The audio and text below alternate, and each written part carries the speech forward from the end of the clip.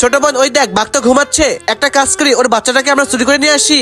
আর যখন এই বাচ্চাটা বড় হয়ে যাবে তখন তো এই বাচ্চাটার বাপকে তো একটা মেরে ফেলবে, তখন তো এই বাঘটা বুঝতে পারবে, তারপর তো আমরা এই জঙ্গলে রাজ করবো রাজ। ঠিক আছে ভাই জলদি করে চলো, একদম তো দেরি করবে না। তারপরে তো ওই লোকগুলো এই বাচ্চাটাকে তো একদম চুরি করে ফেলে। এই তো কাজ তো হয়ে গেছে বোন, চল চল জলদি করে পালা এখান থেকে।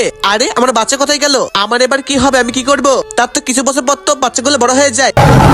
চল আজকে তোর বাপকে ওর হাতে তো মেরে ফেলবি ইচ্ছা মতো করে। ঠিক আছে ভাইয়া, বেটা এদিকে আয়। আরে কি ব্যাপার তোমরা কাঁদছো করে? তোমাদের কি হয়েছে, কান্না করছো কেন?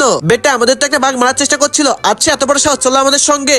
ও কোথায় রয়েছে ওকে তো আজকে আমরা দেখে ছাড়বো। আরে বেটা চলো আমার সঙ্গে। ওই দেখো বেটা, এইটা তো সেই বাঘটা। ওই সিংহ তুই তো আজকে শেষ হয়ে গেছিস। কি তুই আমাকে মারবি? তোর এত বড় সাহস? আরে এই তো আমাদের প্ল্যান সাকসেসফুল। আরে কি ব্যাপার, থামো তোমরা, এটা করছে কেন? আরে বাঘ মশাই এটা তো আপনারই ছেলে। কি? আমি তো ঠিকই বলছি, তাহলে শুনুন। এই চালাক শিয়ালগুলো তো আপনার বাচ্চাকে তো চুরি করে নিয়ে গেছিল ছোট থাকতে। এটা তো হলো ওদের একটা চাল এই জঙ্গলটাতে রাজত্ব করার জন্য। আরে এবার কি হবে বেটা? বাবা জলদি করে আমার বুকে আয়, তুই ওদেরকে মেরে ফেলবে না, ছাড়বি না কিন্তু ওদেরকে। আরে তোদেরকে তো একদম শেষ করে ফেলবো আজকে আমি।